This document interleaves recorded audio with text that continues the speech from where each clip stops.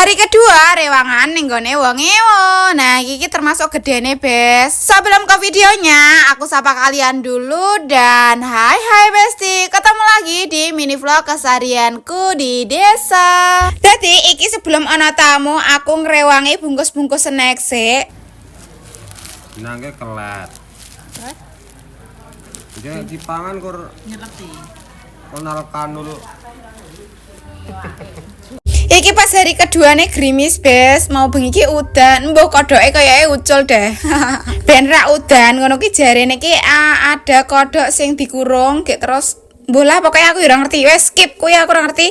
Dan iki tak sepilke snake kuwi enek mbah oren-oren kuwi apa jenenge, terus enek lapis legit karo enek jenang dodol. Mesti enek sing batin, Mbak. Nek ewuh ning desa iki berarti sapi siji kurang yo.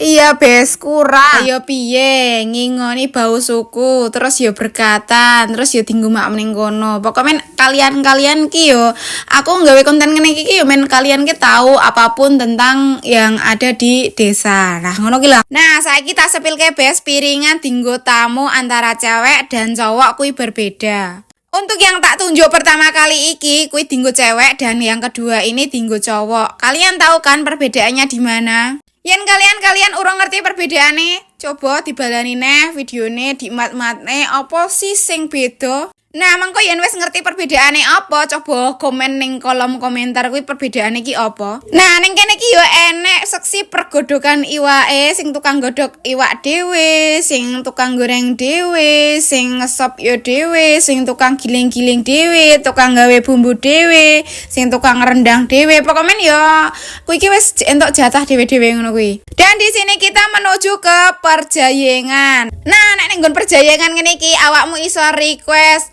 es lek kopi lek pop es lek ora bes. Nah iki biasane nek nggo tamu kuwi yo wedang legi jarang utawa teh pahit.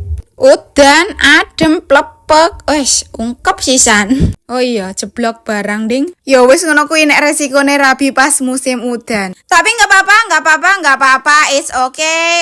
Udan ki rada dihalangan ngono enggak sih? Sing penting apa? Sing penting ki sah. Mungkin cukup sekian untuk video kali ini dan terima kasih sudah menonton. See you next time.